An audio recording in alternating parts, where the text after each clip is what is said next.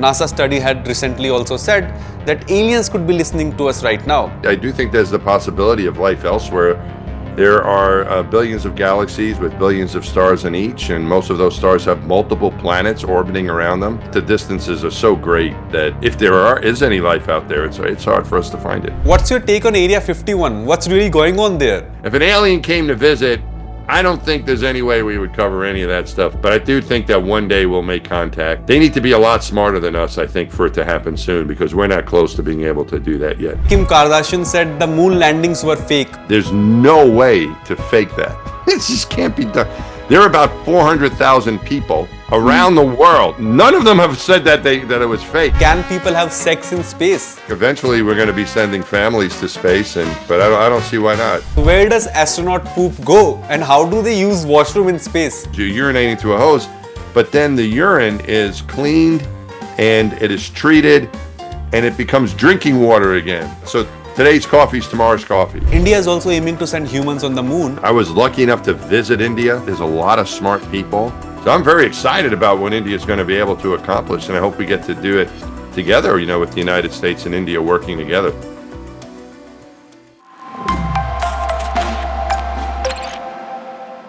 Hello and welcome to ANI Interviews. I am Naman Yadav. Today we have with us Mike Massimino. He is a former NASA astronaut known for his incredible work on the Hubble Space Telescope. He flew on 2 space missions and performed 4 spacewalks, spending a total of 30 hours and 44 minutes working outside the spacecraft. With deep experience in training, spacewalks, fear, failure, teamwork, and space sickness, he is one of the best storytellers in the astronaut world. Thank you, sir. Thank you for having a conversation with ANI. I'll start with a question around aliens. And you have said many times, quite often, that life could exist out there. And NASA study had recently also said that aliens could be listening to us right now. So why haven't we able to contact aliens yet? I mean, anything's possible, I guess. We have no proof that that we haven't been contacted or visited. There's no evidence of that. But I do think, as you said, I do think there's the possibility of life elsewhere. There are billions of galaxies with billions of stars in each, and most of those stars have multiple planets orbiting around them. And we have seen some of the building blocks of life as we know it, even within our own solar system. We haven't seen any life or any life form or nothing. We haven't discovered any of that yet, but I think that there's certainly possibilities out there somewhere. But why is it, you ask me why we haven't yet? It's not so easy.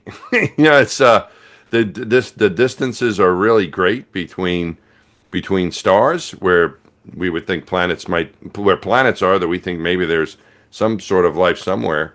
So it's not so easy to get to these places, to communicate to these places, and they're so far away that even at the speed of light, it takes a long time for a radio wave to travel if we were to try to make contact somewhere.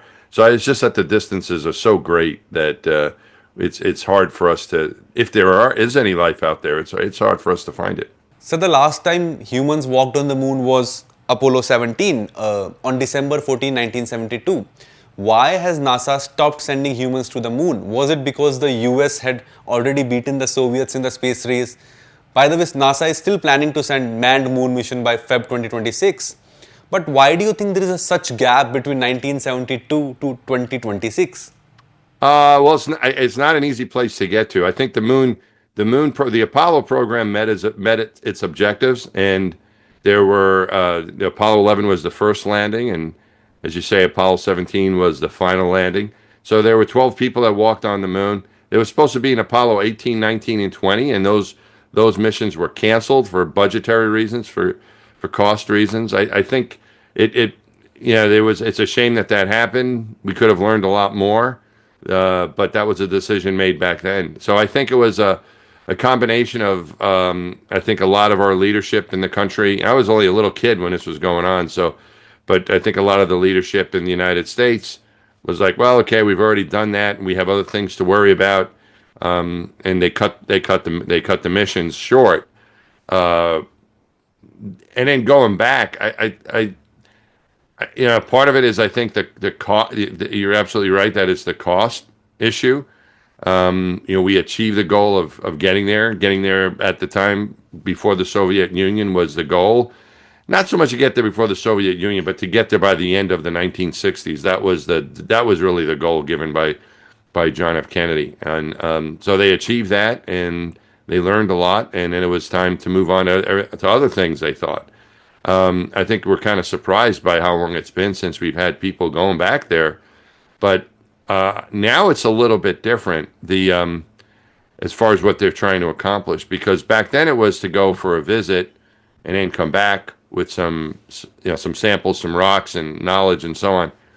But now it's to go there to stay, to go to set up infrastructure and places where you can find water, and it's a much different objective now to go there to stay. And that's a lot, that's just a lot harder. If you look at exploration, the South Pole, for example, they about 100 years ago, people were going there to try to get there to be the first ones there, and they accomplished that. And then we didn't go. People didn't go back there for about another 50 years when they established the science station that is there.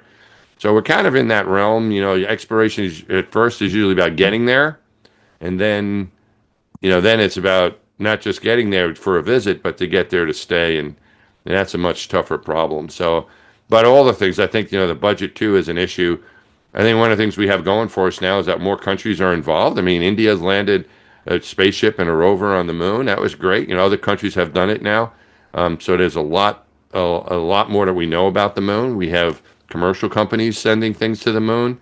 So I think now that we have more countries involved and that we have private companies who are doing it as well, I think that it's well within reason to think that finally the time is here where in the next couple of years we'll have people back on the moon, setting up a science station, a research station, who knows what else, up on the moon for us to stay there permanently.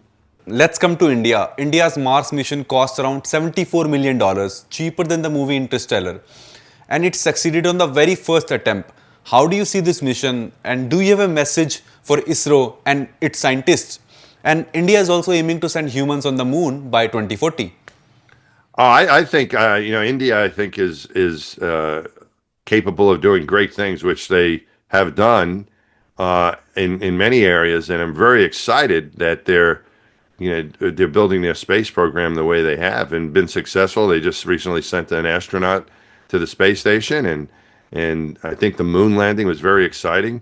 I was lucky enough to visit India for the first time last February, and I got to see the excitement around that or in different areas. Mainly, I was in New Delhi, but it was a wonderful trip. Got to meet the Prime Minister and people involved with the space program there, and I got to visit a lot of schools. I was there for a few days, so I think that there's a lot of smart people. Education is stressed in India, which I think is really important, particularly technical science, engineering, math, those things. The students I met were young, but they were very interested, and their teachers very dedicated. So I'm very excited about what India is going to be able to accomplish, and I hope we get to do it together, with the United States and India working together. So I think that it's just there's a lot of potential for some great things to be done throughout the world, but particularly in a place like India to explore space. I think it's terrific. I'm very excited about what's going to happen with India, and hopefully the United States. Maybe they can work together. That would be great over the next few years. Sir, we are living in the times of artificial intelligence. It has just changed the way we work, we think, and everything is sort of revolving around the AI. And AI soon will be assisting astronauts also. How do you see the AI transforming the space missions and helping out astronauts? Well, it already is doing that, I think. There are certain things that computers can do well, and certain things that people, not just astronauts, but people can do well. And I think that they're like the repetitive tasks of, particularly with things like when there's a problem with the spacecraft, trying to figure out what's going on. It's not always obvious. When we flew the space shuttle, there was really not very much computing power. We had a little bit, but not very much. No AI or anything like that. And so whenever there was a problem, we had to be ready to solve just about anything that could go wrong. And so a lot of the training involved to fly a spaceship like the space shuttle all those years ago required a lot of time just to understand, in case there was a problem that would probably never happen. You had to be able to figure it out, and that's something that AI is really good at. They can now they can make decisions and when there's a problem or when they're trying to accomplish something, the AI, the computer can do that, and then the humans can be there to improvise or step in when needed. And so it's cut down the training to go to space, to just fly the spaceship tremendously. It used to take years to get ready to fly a space, just to get to where you wanted to go.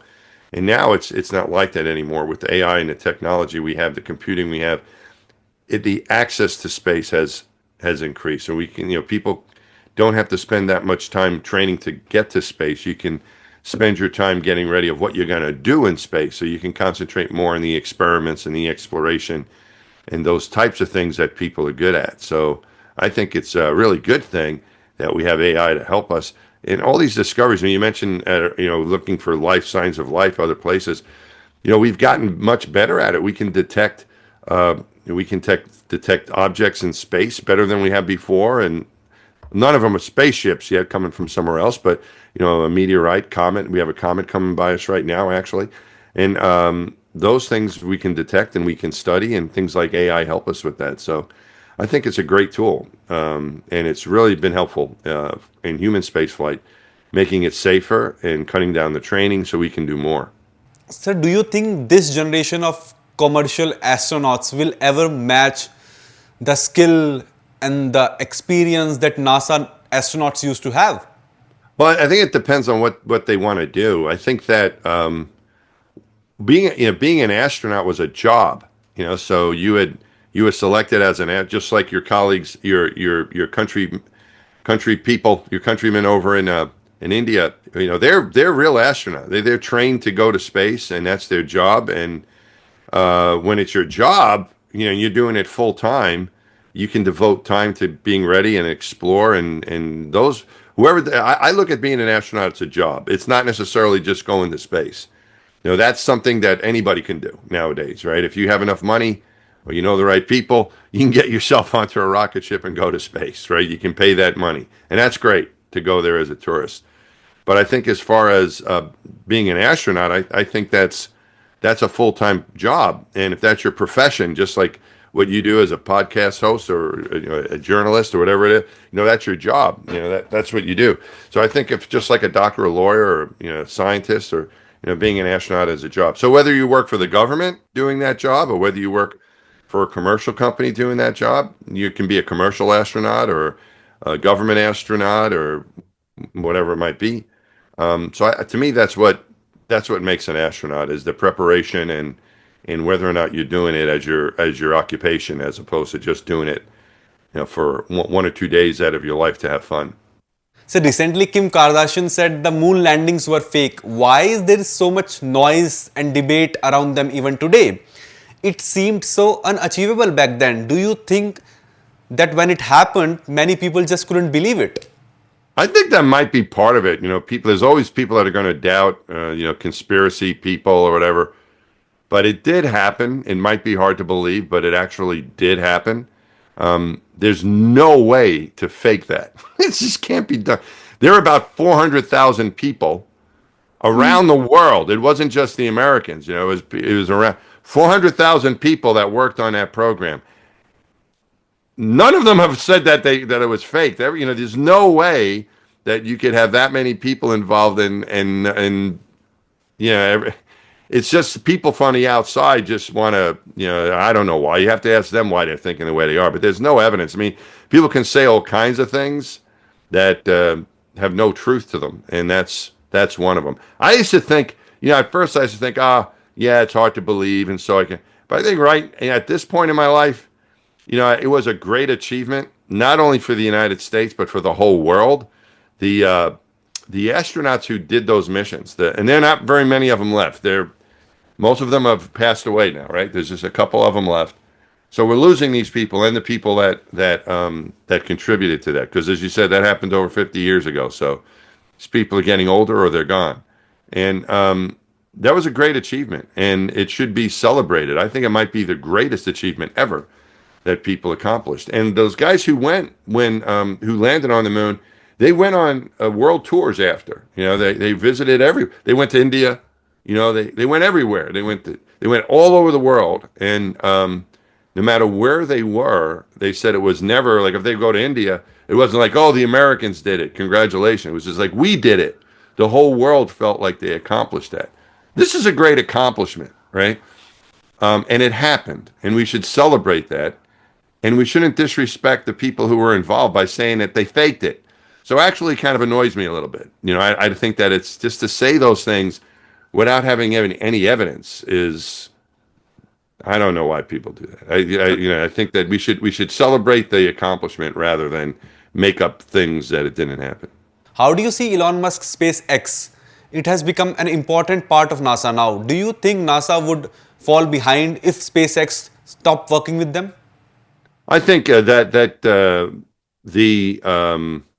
relationship between NASA and SpaceX and the other companies, Boeing, Blue Origin, and others, now it's different than when we were flying the space shuttle and building the space station. That was more like NASA would pay a contractor to do a job. And now it's these companies are able to not just do the job for NASA, but to also get private investment into their companies and be able to develop things that they can use to make profit outside of what they're doing with NASA. So I think that has been, yeah. So I think your question was, has it been helpful to NASA? Yeah, I think it's great. I think it's really been very helpful, and I think it's been a good thing for the economic development of the space business. And I don't think we wouldn't be in the same position where we're talking about going back to the moon if it wasn't for that relationship, what we called the Commercial Crew Program, where it was NASA working with SpaceX and Boeing and other companies, now Blue Origin and others, to explore. I think that, yeah, without those relationships, I don't think we would be where we are now, which is in a pretty good position. How do you see Elon Musk's Mars mission? Do you think it could happen in the next 20 or 25 years, or do you think it's very costly? Well, it is costly, but I do think it can happen in the next 25 years is a long time. I mean, geez, I think by then we should be able to do it. I don't think it's going to be easy. I think as you mentioned earlier, we haven't been back to the moon in 50 years. That's tough enough getting to the moon. Mars is a lot harder. Mars is much further away, and it's a long journey, and it's in a different orbit. The moon is always kind of close to Earth. We can always get there and get back any day of the year. It's not that way with Mars. There's only certain times of the year when our planets are close enough, on the same side of the sun that you can launch something and get there. So it's complicated and it's really far, and there's a long distance being able to even to communicate. You say you have a problem, and then the control center will answer in like a second or so. And on the moon, it was like, we have a problem. In about 3 seconds, you'll get an answer. But on Mars, it's going to be, we have a problem, and about 20 to 30 minutes later, someone's going to say, "What did you say?" It's just a long time delay, right? So you don't have that much help. So it's very difficult to do. But I think certainly I think the moon, going back to the moon, will learn a lot about going back to a planetary surface, and I don't see why we wouldn't be able to at least get an expedition to Mars and then have them return. And they'd have to stay there for a while, because once you get there, you got to wait for the planets to align again. And you're probably looking at about a year or so on the surface. So it's going to be quite a problem, I think, to do. It's going to be a hard problem, but I don't see why we couldn't solve it. Sunita Williams spent around 9.5 months in space because of a spacecraft malfunction. How does an astronaut cope when a mission suddenly became much longer than planned? Well, you always know that's a possibility. That is always a chance. And that's happened before. We had two of our other astronauts, Frank Rubio and Mark Vande Hei, went up to the space station on a Soyuz spacecraft, and there was an issue with the Soyuz, and they stayed up. They went from going to 6 months to a year, and that happened before Sonny was in space. So you always know that there's a chance that that's going to happen, but you don't necessarily expect it to happen. It's probably I'm going to be coming home. I think that was the thing, is that you're aware that could happen, and you're trained if that's going to happen, and you have all that you need supply-wise, and everything you need to stay there for a longer period of time. But the likelihood of that happening is kind of low. So you kind of like, all right, maybe it'll happen, but probably it won't. And I think this was a long, this is a pretty, going from 8 days to 9 months. That's a pretty big, increase. But Sonny's great. Must know that Sonny is an Indian American, Yeah. right? So her parents are from. When I was in India, and I met the prime minister, he gave me a letter to send to Sonny in space because I was talking to her through email, and so I made a copy of the letter and I sent it up to her, and she was thrilled. And then I sent her the original letter signed by the prime minister after she got back. So she's very much proud of her Indian heritage, and her parents as well, and her whole family. So she's really terrific. If you've heard her speak or you met her, she's just fantastic as an astronaut and a person.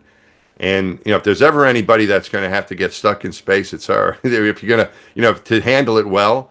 So she is really just very happy-go-lucky and very, great personality and very friendly and very competent and just wonderful. She's just fun to be around. She's great. She's just terrific. And so I think she was able to handle it really well. And she did, I think, a very good job. And she made it seem like it was no problem, but, I think it still's like, just, my corresponding with her a little bit, I got the sense of, she was happy to stay there, but I think after a while, she's also looking forward to coming home. I'm sure you are tired of answering this one, but I have to ask for my viewers, where does astronaut poop go and how do they use washroom in space? So on the space shuttle, we would actually, you would pee into a hose, you'd urinate into a hose, and then the urine would get dumped. And the poop on the space shuttle, this is the space, I'm going back years now, on the space shuttle, and then the poop would be compacted, and you'd come back, and then it would be serviced. The toilet would be serviced at home. But in the space station, it's a little bit different. You pee into a hose, you urinate into a hose, but then the urine is cleaned and it is treated, and it becomes drinking water again. So you drink the water again. Yeah. So today's coffee is tomorrow's coffee, as my friend Don Pettit says. So they reuse the urine, which is actually, really good technology to have because it's very clean drinking water.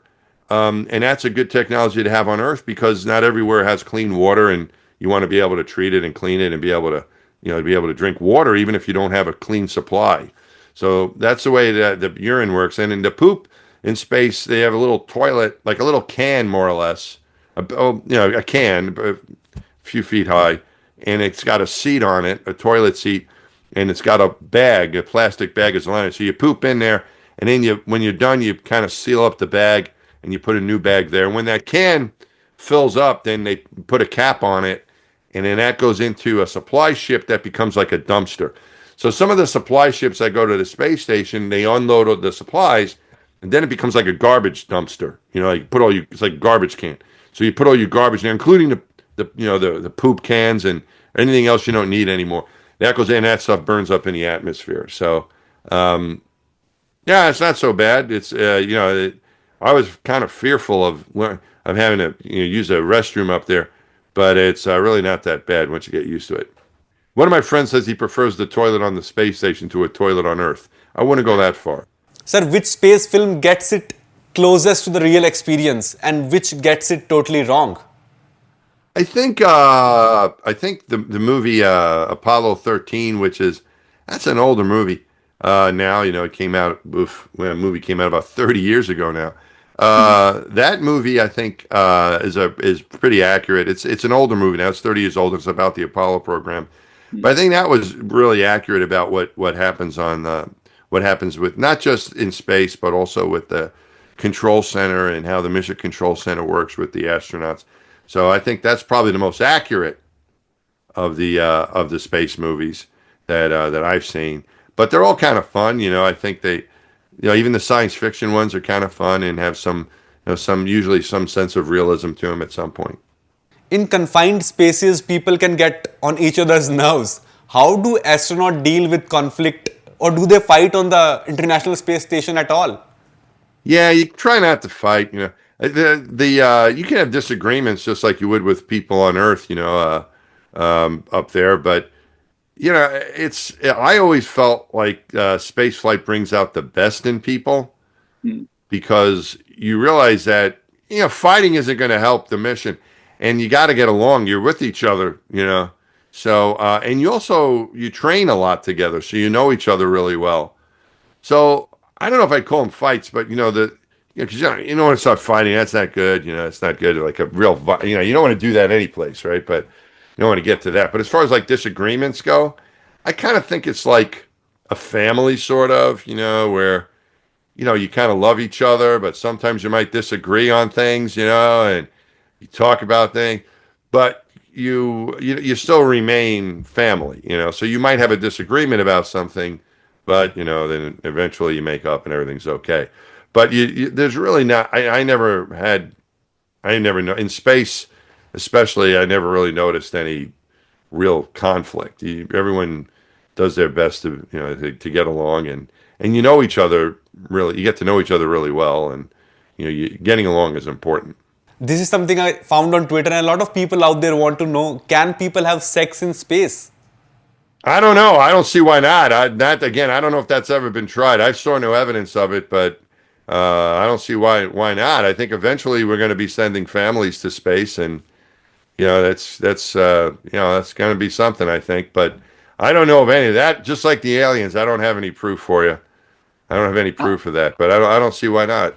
So 30 hours of spacewalk, teamwork, and a lot of training. Do you have any message for young people out there or kids who want to become astronauts? I think that there's more much more opportunities for young people if they're interested in space than when I was a kid. Even though when I was a little boy, they started going to the moon, and I was very excited about that. But now, there's a lot more happening. There's more rocket launch. There's many more. It's amazing. There's hundreds of rocket launches every year from around the planet. There's more people. I mean, we're going to stay for longer periods of time, but there are always people in space in one place or another. And I think there's lots of opportunities. And I think it doesn't matter what country you're from any longer. I mean, it used to be that if you wanted to go to space, you pretty much had to be an American. And a lot of my friends who are astronauts who are from other countries became American citizens. And then they became astronauts. There's a few of them like that. That came from other countries and became American citizens, so they were able to become astronauts. And now I don't know if that's that much of an issue because India and other countries of Europe and around the world are sending people to space. So not that you don't want to try to become an American or anything, but I mean you can do it from your home country, I think too, and I think it's just going to grow more and more. So I think especially in a place like India. Man, that there's so many smart people there, and they're hardworking, good people there. That now that space is more and more a part of the culture and what you're doing there. I think that there's a lot of possibilities for young people to look forward to what they could do in space. So last question, what's your take on Area 51? What's really going on there? Area 51? Area Yeah. 51 is a secure area in the United States where there's, classified work going on. That's what Area 51 is. So there's as far as I know, there's no aliens or anything like that there. It's just a classified area where there's secretive work going on that is classified. Just like every country has classified work going on. That's what is going on there. That's the only thing I know about it. I've never been there.